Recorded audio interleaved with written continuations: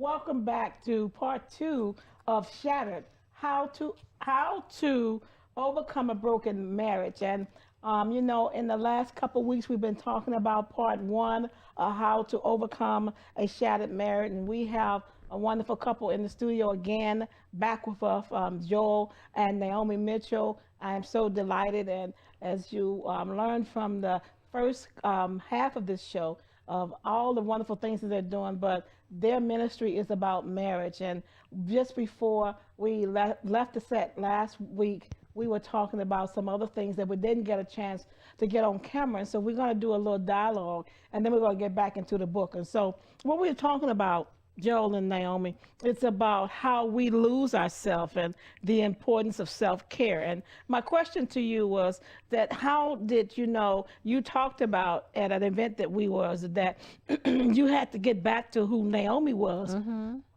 And that you had to realize that you had to take care of yourself. And I asked you the question, Joel, is being too controlling causing your wife to lose who she is? Is that a good thing? And so both of you, I want to dialogue a little bit before we get back to the book. Sure. Okay.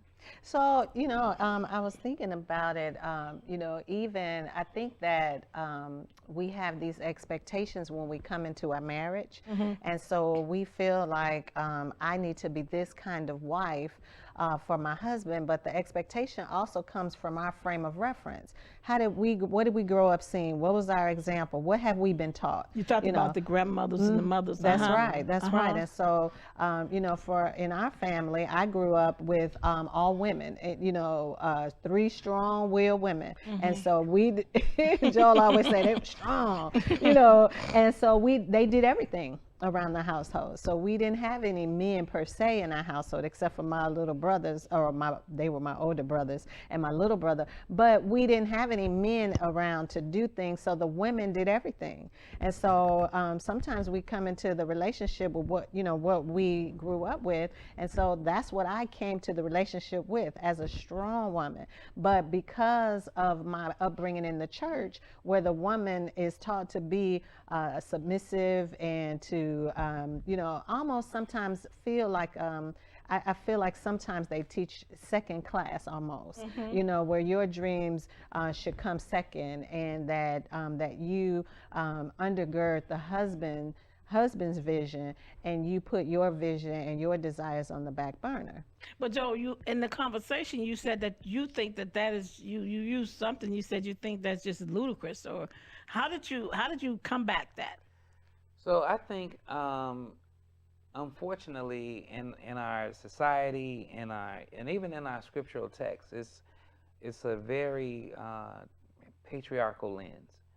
And so I think oftentimes that we grow up with these expectations, and just the way we've kind of learned and how we were groomed, just to kind of have this lens, or this framework about what the roles of men and women should and should not be.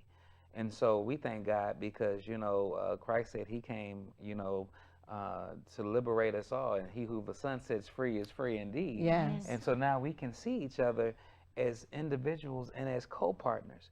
And so when we can look through that lens, and I can see Naomi as my wife having, thoughts, dreams, visions of, what God placed in her, and who he called and created her to be, I can appreciate that.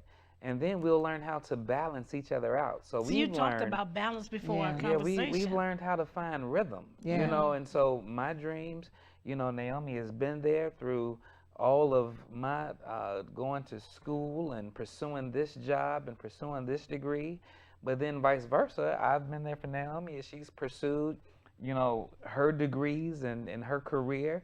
And so we have to learn how to find balance in that, because my dreams are no more important than Naomi's dreams are. And I think once couples can learn how to maybe break through some of the old ways that we have been raised and reared to think about what the roles of men and women are in relationships, then we can learn to appreciate each other and the gifts that we bring.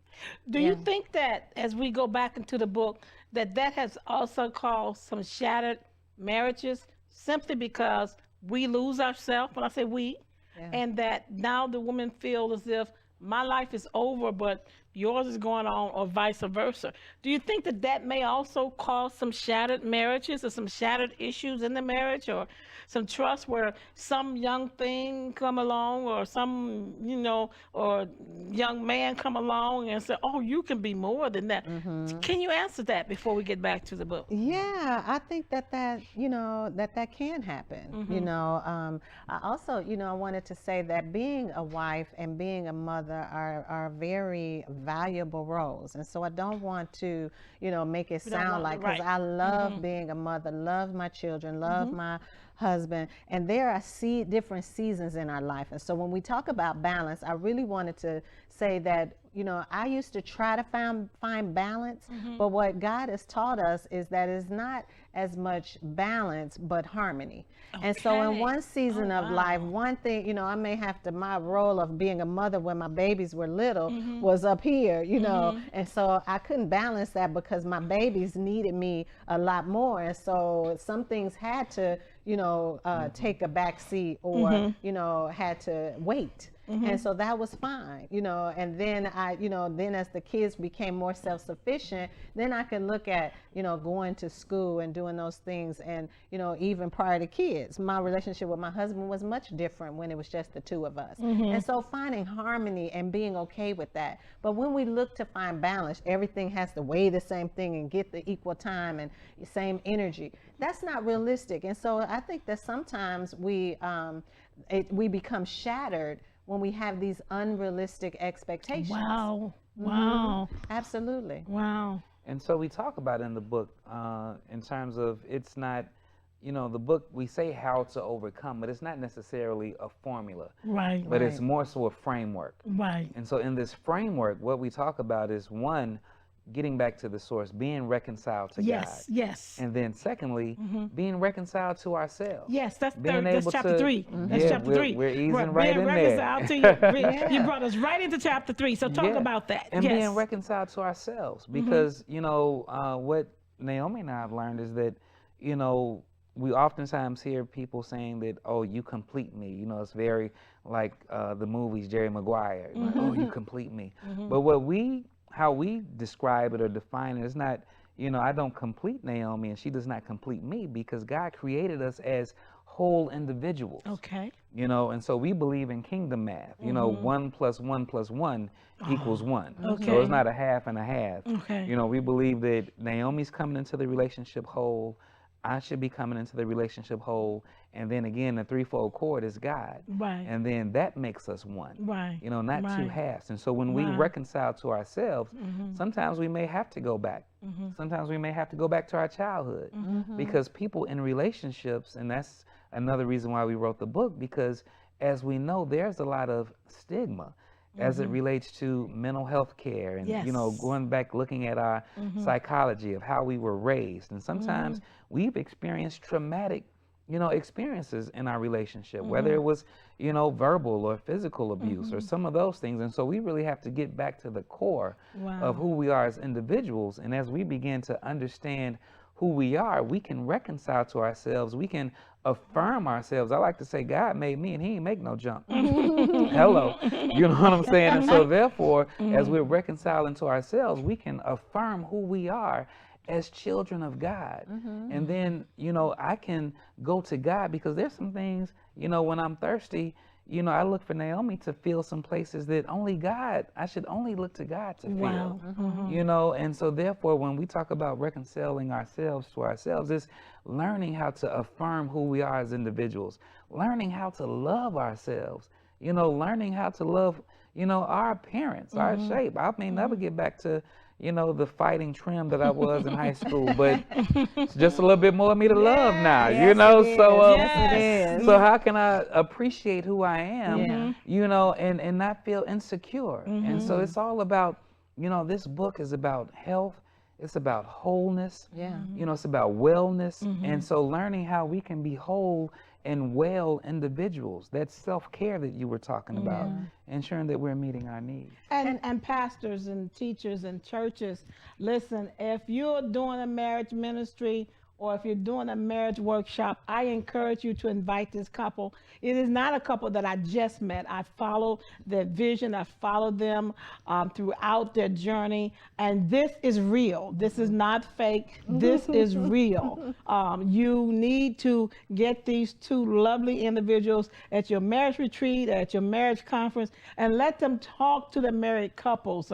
I refer everybody now to them. I say, okay, I'm referring it to you, because we have to know what our niche is. And I understand that when sometimes we want to be everything to everybody, but let's face it, we're not. So I'm encouraging you from this studio or from Dr. Sanja Stinson Ministries that you get connected to them. We're going to get back to the book, because there's one thing in this book you talked about, fidelity versus infidelity. And you go into a huge explanation about that, and then you wove it on into forgiveness. Yeah. Okay. And so let's talk about that. Yeah, absolutely. As I said before, that infidelity is one of the #1 reasons why marriages are shattered.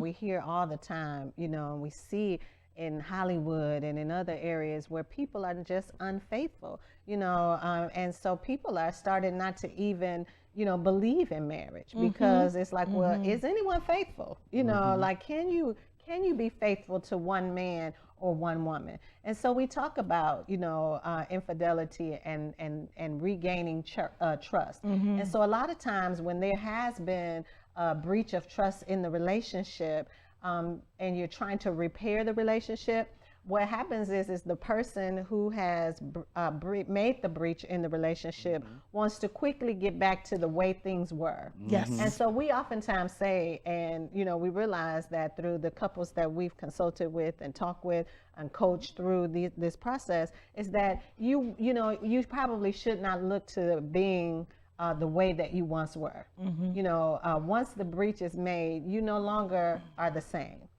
Pain changes everything. The lack of trust changes everything. And so what we want to do and what we try to do is repair the breach and then to move forward. The process that we talk about in the book is to how to pick up the pieces, reframe the original vision, and then move forward. Yeah, and you use a Japanese term in here. Can you talk about the Japanese term? Yes, it's called Kinsakuri or Kintsugi art. And it is, we were introduced to this Japanese artwork, and it is the process of having a broken piece of art. And oftentimes when art breaks, you think it's ruined. You think it's, shattered. You think it's of no more use, of no more value. But through this art of Kinsakuri, this Japanese art, it's actually an art process when they bring these pieces back together and they reshape that original pottery. We'll just use pottery as an example. They'll reshape the pottery, but in order to bring it back together, they'll use this golden lacquer. It kind of goes and forms around all of the shapes, all of the cracks. And then when they restore the artwork with the golden lacquer, the actual pottery looks even more amazing than it first did. Really? And so we're talking about when you're overcoming and you're restoring your shattered marriage, God is able to put that thing back together again. And not only that, God is able to make it even stronger than it may have been before. Because think about it, if your marriage was all of that, then it may not have happened. Could you in the tell the first audience place. that term again? What's the name of that term? It's called Kinsakuri art. It's a Japanese art form where you have a piece of artwork, maybe a piece of pottery, and it's broken. But in this art form, the artist brings these pieces back together and he reshapes the original artwork.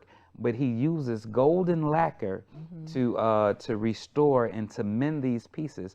And so at the end of this process, that artwork actually looks even more amazing than it was when it first broke. And so we believe that God is able to do that again. And for a side order of scripture to go to with that, we look to the scriptures and how God sent the prophet down to the potter's house. And so when he went to the potter's house, who was that he went to the potter's house? When Jeremiah went to the potter's house, he saw the potter working an art on the wheel, or working a piece of art on the potter's wheel. but then it became marred. Wow. And so what In the hand of the potter. in the hand of the potter, the pottery became marred. But then Jeremiah stood there in amazement and watched how the potter was able to put it back together again. And so we're saying that through Christ, if our marriages have been broken, God is able. Yes, he is. Wow. God is able to restore your relationship. God is able to put that thing back together again. And we believe that God is so good Wow. that it can actually look even stronger than before. Yeah. So, and you involved this Yes. Japanese concept into forgiveness. Yeah. And how you talked about forgiveness is the ultimate act of self-love because it allows you to move towards a fuller, happier future where you are not bogged down by the realities of your past. And you know, because the thing is that we talk about in there also is that sometimes we live hoping for a better past, you know, and so we live looking in the rearview mirror, wishing that this hadn't happened, wishing that this would have went this way, or wishing, but instead, if we can just let go of the past and look forward to the future, you know, then we can move forward to a better future. And the other thing is that a lot of times, you know, we talk about sometimes, you know, we're ill and it's not from something that we've eaten, but it's what's eating you. And so a lot of times we hold a grudge and we hold these things in, and it begins to make us sick. You know, and so some of the physical ailments that we have is because of the unforgiveness that we're holding. And so we, you know, we always hear that forgiveness is not for the other person, but it's for you. And, you know, a lot of people say, well, how can that be? Well, it's because, you know, the one person is living their life in a certain way and you're still sitting back in the past, dwelling in the past instead of moving forward. You're stuck. And not only are you stuck, but this bitterness is eating on the inside of you because you're mulling it over, you're rehashing it, you're reliving it, you know. And so we encourage couples to release it and let God bless you. Okay, and so, and we're going to get back to the book, but there's a couple chapters I'm skipping over, but I want to talk about bed. Yes. I want to talk about bed, intimacy, you know, and fidelity. But then Joel puts in there, and I have got to read this. This is Joel's statement, everybody. Besides physical touch, you can also build intimacy by what relationships expert John Gottman calls bed. Each time you invite your partner into your world, that's a bed. A bed could be something as simple as asking your spouse to sit next to you and watch TV. Oh, did your eyes roll when I read that one? Tell me about bed, and where'd you learn about bed? So again, the author, John Gottman, great relationship expert. We've used his a lot of his theory in our studies and even with our couples. And he introduces this idea as relates to beds. Now we know ultimately, or not ultimately, in most occasions, when we talk about intimacy, we generally have one frame of reference, and that's physical intimacy. And to be honest, that's the act of sex. You know, just to be plain and honest. Plain and simple, right? You know, this is an adult show. When people think about intimacy, they think about sex. And so after that intimacy has been broken, you know, sex is the last thing you want to happen. that you want to, you know, discuss. And so we talk about in the book how intimacy is not only about, you know, the physical, you know, sexual act, but intimacy happens long before you get to the bedroom. Okay. And so this idea of beds comes in when, you know, you're trying to re-engage and you're trying to have discussion, you're trying to have dialogue, and it's a way to bring your wife or your spouse closer. And so I'm not saying, hey, let's go up to the bedroom, but I'm saying, hey, can you come and sit down next to me? You know, maybe let's start out with just holding hands. Maybe we can just, you know, gaze into each other's eyes a little bit. You know, maybe I can go and wash the dishes. You know, maybe I can. That's not too macho? That's, hey, that's life. It You is, know, right? and that's helping and supporting. And oftentimes, you know, we as men, we have expectations for our wives to perform, but maybe if we went and helped out, around the house and knocked those dishes out, or, you know, cleaned up the living room, or cleaned up after our own self, you know, then that could, you know, be a bid to help bring us closer. It's all about ways that we can draw each other in, and it's not always sexual. You know, it's holding hands. It's, you know, sitting down, watching TV. It is sometimes physical connection, but not necessarily sexual. Yeah, and in addition to that, it's also important to know that roles have changed. You know, sometimes we have the husband that's at home, you know, doing the work, and or whatever the case is, it's inviting the other spouse into your space.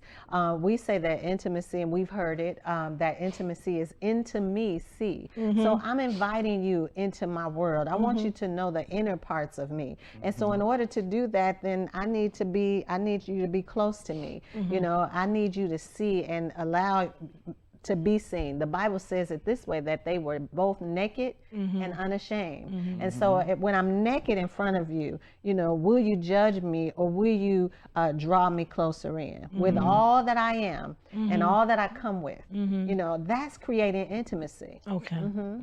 Joe, you also say, Joe likes to remind women that communication is not just verbal, but nonverbal as well.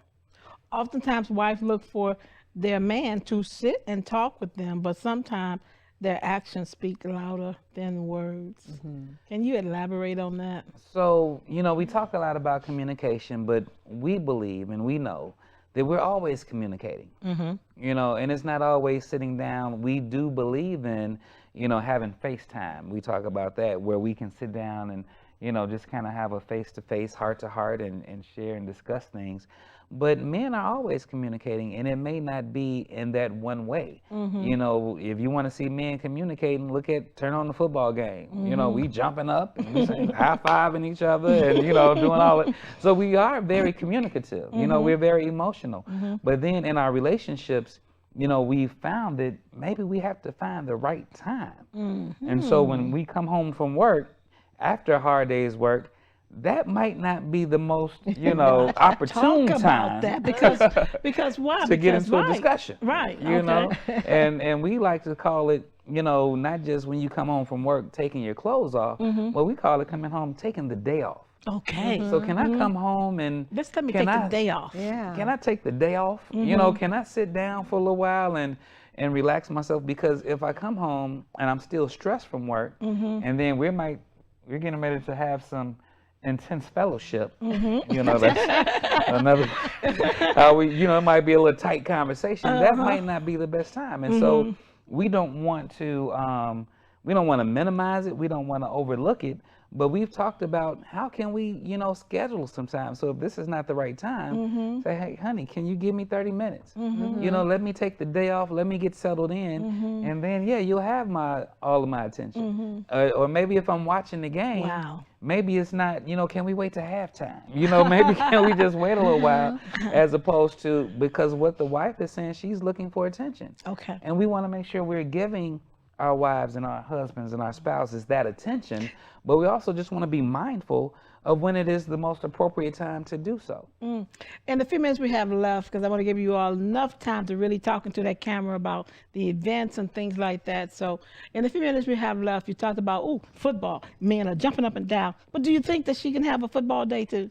Yes, I believe so. And you know, I believe that, you know, whatever it is that fulfills her or Naomi or the spouse, it might not be football. It might be, you know, getting the pedicure or the manicure. It might be going to the mall, but it's, you know, allowing us, you know, to give each other enough space so that we can experience our lives. And then when I give her space to do something, and then I have space to do something, we have even more to come back and talk about. Yeah. You know? Yeah, we have to have outside interest. Okay. You know, that's another thing too that causes rifts in a relationship. And then, you know, when we talk about shattered, it's not just the, you know, major things in a relationship. It could be that can come into shatter the relationship. It could be a sick parent. You know, as we get older, sometimes a parent has to move into our household, and that shifts things. It shatters the original vision for our relationship. Or it could be a sick child, or it could be the loss of a job, or it could be, you know, one of the spouses can have a terminal illness, and that can shatter the relationship. And so it's more than just the normal things like infidelity or other things that you hear about, but there are other elements that can come into the relationship to shatter the relationship. This conversation has been so rich. Again, I'm talking about shattered. You see my little yellow tabs because I've read the book. I'm encouraging you to read this book. I'm encouraging pastors and anyone across the world, across the country that is listening to me to call this group in. This is not just a book, but this is an experience. And I believe that if your congregation is experiencing marriage issues, that this is the couple to invite. I'm going to let them in these next 2 minutes really talk a little bit about why you need to get in touch with them, give some pertinent information about what's going on and how they want to help married couples prevent a shattered marriage. Go ahead, both of you. Yeah. Thank you. Well, again, we are Joel and Naomi Mitchell. We are the marriage investors. We help couples gain a better return on their investment in their marriage, on their investment in their I do. And we do that in several ways. Again, as Dr. Sanja Stinson has shared, we have our new book out, Shattered, How to Overcome a Broken Marriage. But we're also marriage coaches and consultants, where we do provide individual and group coaching and counseling sessions. To learn more about that, we just developed a new marriage investment system. And so we have a 3-tiered system where, you know, if you need a minimal assistance, if you have however you want to invest in your, you can invest conservatively, moderately, or even aggressive, depending on where you are in your relationship. And so we encourage you.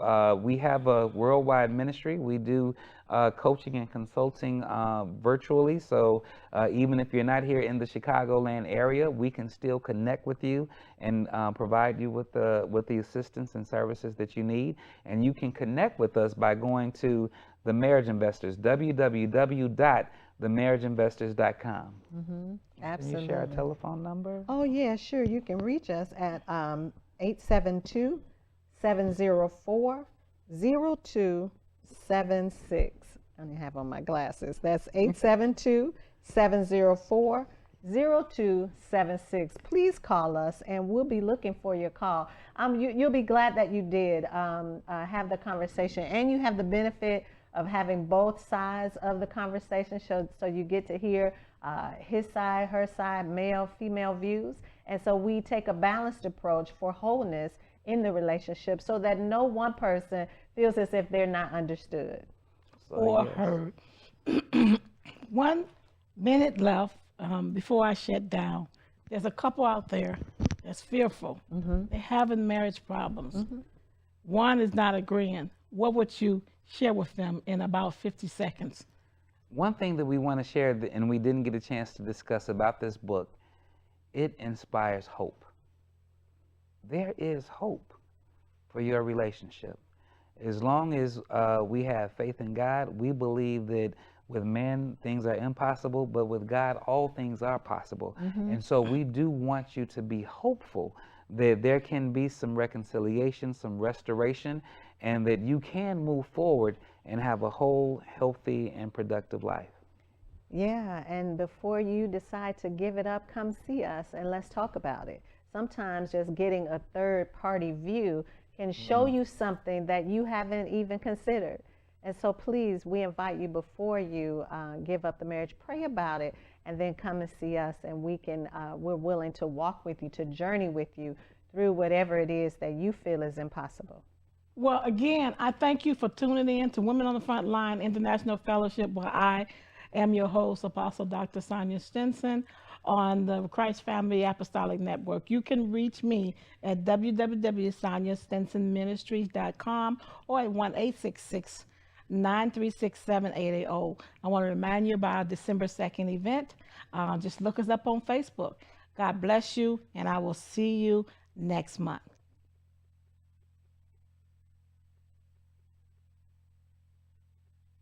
Okay.